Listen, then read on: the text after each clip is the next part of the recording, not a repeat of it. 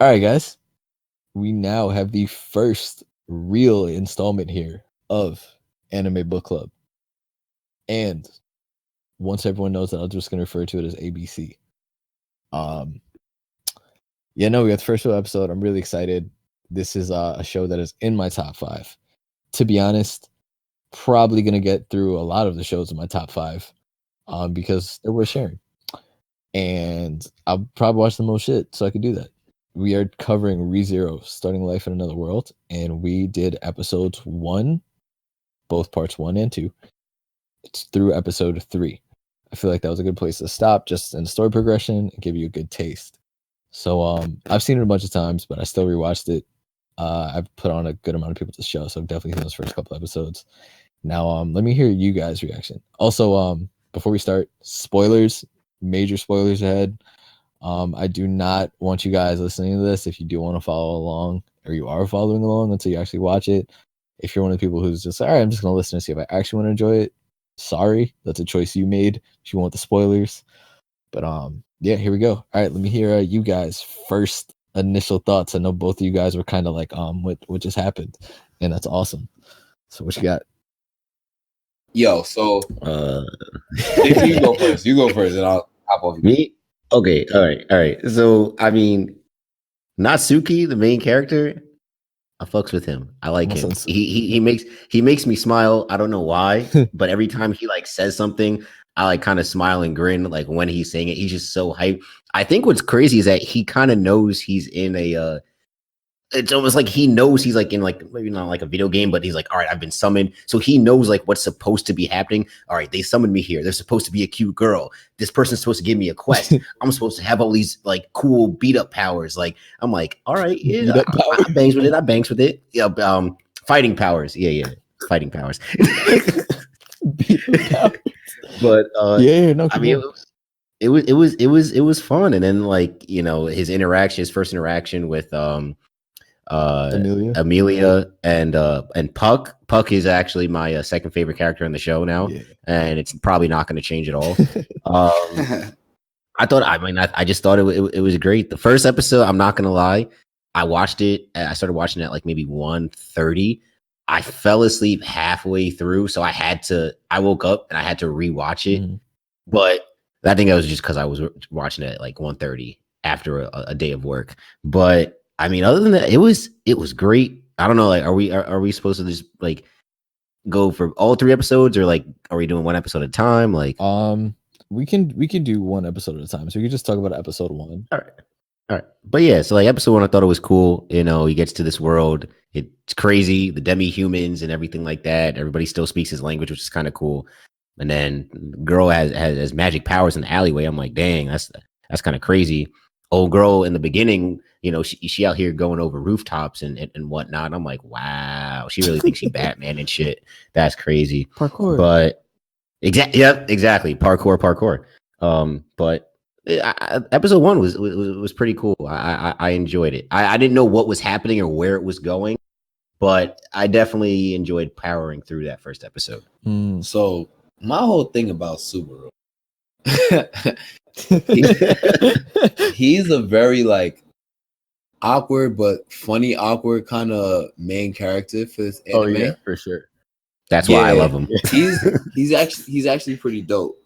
I thought the first episode was cool. I was just a little confused at first just watching it, but like as I'm going on, and it's starting to make sense. But the thing that I didn't understand, I was like, yo, he died. Like, why does this keep rehappening? And then, kind of going into like episode 2 now, I'm like, oh, this is his power. Like, this is how, like this is what he has that allows him to kind of, reduce shit or not reduce shit based off of, the situation that he's in. And for y'all that watched or for y'all that didn't watch, he basically was trying to get an item back for the main female character, Zatella. That's her. What it was, Zatella? No, her name's Amelia. It's Amelia. All right, my fault. Sorry. Well, Amelia is what her name turns out to be, but whatever. So yeah, that was like kind of interesting though. It's kind of it's kind of how a stereotypical anime starts. You know, you got that one main character. Obviously, you got the female quote unquote love interest. Yeah. So, but yeah. Were you what I really want to hear is how were you once when he died for the first time? That was wild. Bro, that was wild. Oh my god, I was confused. Wild. I was like, "What's about to happen?" I was like, "How you kill the main character in the first episode? Like, what's going on?" but then it kind of made sense because like at the very beginning of the episode when he's like kind of walking through the convenience store, it's showing him like almost like flashbacks of that last scene of the episode where he's laying on the floor in a pool of blood, and I'm just like, oh, okay, that kind of makes sense. But like, yeah, old girl came through busting down the thing with the knife, ching ching ching ching ching, sliced him open. I was like, wow, they just gonna do my man Subaru like that? Yeah. That's crazy. That yeah, let's see. Episode 1 is mostly that. It was parts 1 and 2 was him dying, and then how'd you like how they give you that whole thing where like, yeah, you have this whole thing going on with Amelia, you have this whole day, everything's going great. You're like, yo, this is anime. Things normally work out, right? And then yeah, we just kept dying. And I think one of my favorite parts throughout that whole like episode 1 and 2, I think it changes in episode 3. Yeah, it changes episode 3 is when he keeps dealing with like the thugs in the alleyway, and he's just like, like, yo, y'all done this shit enough times. I'm tired of y'all. And then it was he beats them up, and then he accidentally gets killed by them. Like polar opposite events. It was like, yo, why'd you pull out that knife, bro? that was funny. Yeah, that was dope. And then to now when we go into episode 3, which dude, rewatching episode 3 was awesome. It made me appreciate the fight choreography a bit more. But to where he's just like, what should I do? And then he pretends to be a girl and screams for the guards, and they're like, yo, stop! Like, what are you doing? No, that was great. And my guy Reinhardt out here coming with the swiftness with all the drip. I was like, wow, this is crazy. Yeah, this guy Reinhardt's out here with the master swordsman coming from what was it, the swordsman family, right? Yeah, he's like the whole family is like a lineage. See, but I wish he was less humble though. He was like the most nice, best good guy ever. Yeah. We got to see the character development on that, because I'm gonna need him to get a little bit more cocky. Because if he's out there swinging that sword, like you know what I'm saying, he got to do better. Like he can't just be like, oh, like, you know, I'm a regular knight, you know. No, I don't really need that. Homie was out on his day off, bro. Yeah, nah, but that was funny. How do you guys feel about the setting? Like, just kind of like the world, different things about like I really liked how his relationship with the shop, the guy at the shop. I feel like every anime has some good relationship with them do like that. But also the idea that like the spirits and stuff, they're, you know, after 5 p.m. they gotta rest. Things like that. It's good. Again, you can't. Fuck is awesome. You can't like that. I like that, because I feel like going later into the series, it's like, yeah, you can't. If a fight going on at 12 a.m., you can't rely on your spirit animal to come and save you. But I guess we'll see what really happens throughout the rest of the series. Yeah, the one thing I like about how they set up the setting and like kind of that is it doesn't give it seems like there's not really good chance for it to be like OP, for it to be like, even though Reinhardt's OP as fuck, but it doesn't give it a chance to be like, yo, everything's gonna work out because they have this unlimited power. Where it's like, in theory, Puck is just such a boss and such a strong spirit that Amelia should be able to take on everyone. But it's like they kind of put limiters in where it's like there's always a chance for them to lose in that sense, which I think a lot of animes don't have. Usually it's yo, they seem supremely powerful, and then someone else comes that's just stronger. As opposed to this one, they just go, yeah, they're strong, but the situations around them are what's giving their limit. So it's more of an even playing field. But eventually he's gonna have to come to a point where he can't like just die every time like something go wrong, and then like, oh, I'm gonna redo it like this is like a Mario Kart game, or not Mario Kart, like Super Mario game, like that. Yeah, like I don't know. It's a very interesting power to have, to be able to like die and like redo your mistakes, but like reset. Yeah, like it just, my son goes back to the checkpoint. Yeah, exactly, bro. That's literally what happens. So it's like the craziest thing. But I feel like it's cool, and I'm used to that just because you play video games, you kind of relate to that. Like you don't feel like going all the way back to the beginning, but you start back from where the game thinks you should start, and he's in a world where that's the game. Mm-hmm. All right, let me hear you guys' favorite parts. Miles, you go first. Oh, okay, all right. So my favorite part was I think this is after his third death, and he came back to life. And this is when he's like trying to rush out of the bar with old man, whatever, and what the heck was the girl's name? Old man Rem and Felt. Oh yeah, right. Old man Rem and Felt. And it was when this was after Amelia had came in, and he's like talking bad to the old witch. What was her name? The old witch. Not the old witch. But no, the Bow yeah, Hunter. exactly. Yes. Oh, Elsa, yeah. exactly. That's Elsa. Elsa. Right. When he was talking crazy to the Bow Hunter, after the last time that he had faced her, the past 2 times that he faced her, he didn't say anything to her. Like the first time he just got killed, and the second time he was just hiding until he got killed. It was when he kind of broke the fourth wall, and he was just like, he looked back at the audience. He's like, watch this. There, I was like, yo, at least he learns from his mistakes after he dies, because it's like, yo, after the second time, I'm like, all right, well, if he's just gonna die and not learn from anything, then it kind of defeats the purpose of his whole character. So I like that a lot. It's gonna be interesting to see like where that goes from his character development, and I don't know where they're gonna respond to next. So JT, what you think? Nah, definitely. My favorite part was definitely the whole fight sequence with Elsa and Amelia, and you have Puck. Yeah. And it's just like that. Elsa, that's a bad girl right there, man. Like she was out. She's a problem child. Like she was just out here in the stilettos, just out here ducking and dodging, and just like Puck was like, "Oh yeah, got you," and then she was like, "Haha, weave," and oh my god, and we're just pulling knives out of everywhere. She was like, "Oh, JT, you describing this as like it's like homie and Ant-Man." That's like hearing you. Oh no! Yeah, that's what you're like. Yo, it's like Ching Ching, and she got stilettos, and then there were knives. Like, yo, no, it's a fact though. Like she was out here wilding, and it was just cool, and I'm very interested to see like how it's clear that she's maybe I'm wrong, but it's clear that she's gonna be one of the main antagonists in the show. But I mean, geez, the move she was pulling off, and like I don't know if it was you or Miles that said it. Yeah, the fight sequences, it was really good. It was the sequences were really good. My one thing though, how did Subaru just end up getting these? Now he can fight. Don't you remember? All right, so that's I was my thing too. He was a little too agile, but if you listen to the time when he actually fights back against the bullies the first time, when he grabs the big one's arm after he's literally like, he was like, don't underestimate someone who just swings a wooden sword around in his room for no reason. That's why my grip strength is so much.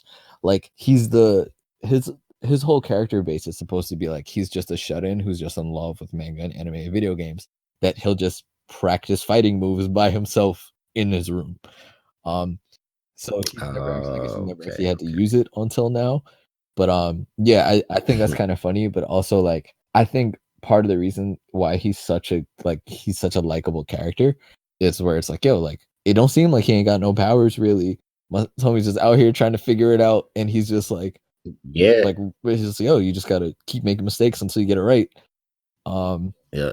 But everything just seems like improv. Yeah, exactly. And I think it's so funny, especially when he goes back to those modes where he's like, oh yeah, this is like a game, where he's like, I'm your hero, right? Where he's teaching her okay, and she's like, okay, and then he's like, you say it when you understand what I'm saying, and then he's like, so I saved you, so you owe me a favor, okay? And he's like, oh, okay, like shit like that. I think just makes him, it adds to it, especially you need that sort of comic relief in such a like intense show. Like yeah.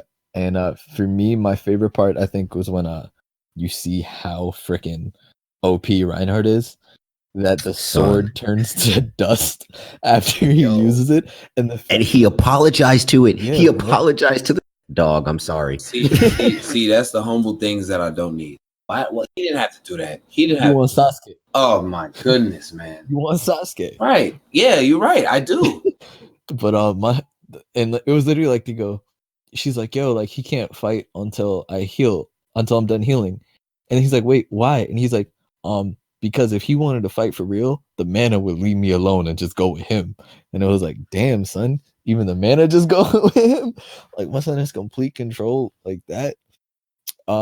Yeah, I mean that was really dope. And like I said, like I guess now just knowing the story for the most part, and I am really excited to watch it like in full again.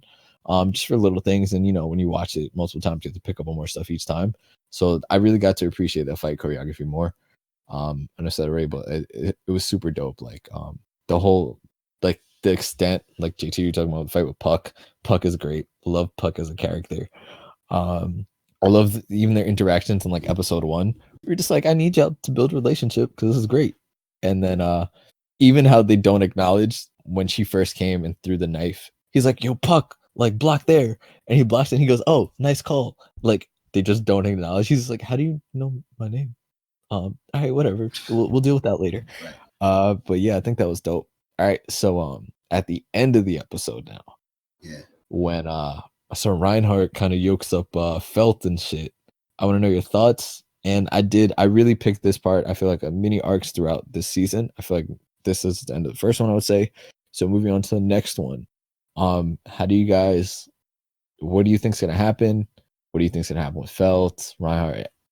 Do you guys have any indication? Because I feel like part of the reason why it's a good place to stop is, I can't tell you what's gonna happen next. Like if I didn't know, like. Well, I think what's gonna end up happening. Well, not even what I think is gonna end up happening.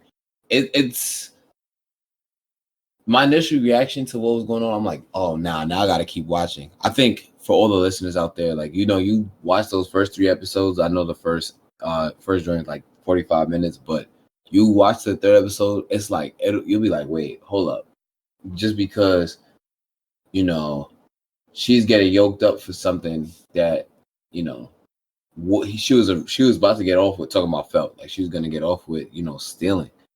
And the night he really didn't care. He was like, I'm with I'm chilling, until he saw what she stole. And I'm like, okay, so what is the value of this item that Amelia had that belonged to her? It kind of makes me question but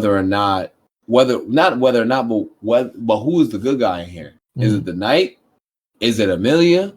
Is it Felt? Well, Felt is the thief, but that's all she is at 15 years old, then she's obviously not the big bad in here. So I guess we'll see. It'll be interesting to see what happens going forward. But actually, nah, I ain't gonna get too much into it because I watched the next episode. So yeah.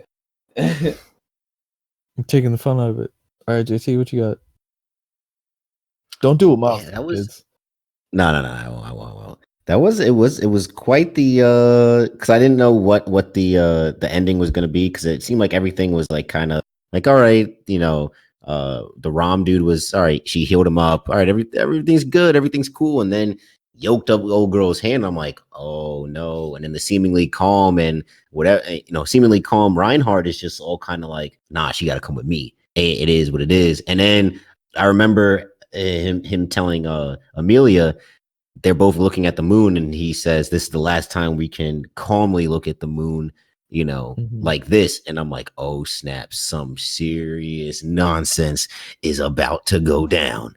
And it honestly has gotten me pumped for to watch episode 4. I can't lie. Yeah, awesome. That's good to hear. But yeah, part of the reason, like I said, like one of the reasons why I want to do this one first is that just the idea. It's like it's an amazing show, and to me, like one of the signs of a really good show or movie or anything is I don't know if everyone's like this, but I'm one of the people that's really, really good in predicting what happens next in things. And like even there are certain things that are good, but I'll still be able to do it. But like for things that are really good, where I really have no clue what's gonna happen next, to me that's a sign where it's like, yeah, the writing's doing a great job, because I feel confident in my ability in that, and the fact that like I have no idea. Like Once Upon a Time in Hollywood, everything I thought that was gonna happen didn't happen. You know what I mean? So I feel like that's one of the things. But yeah, I feel like that's a good place to end off with that. I love the show. And yeah, it's super. You're gonna want to binge. Literally this show. When I got to episode, there's 25 episodes in the season. I got to episode 20. I had a test the next day, and I was like, I'm gonna study for the test, finish up tomorrow. I was thinking so much about what happens next. I couldn't study for the test, and I had to binge those episodes because I just needed to finish.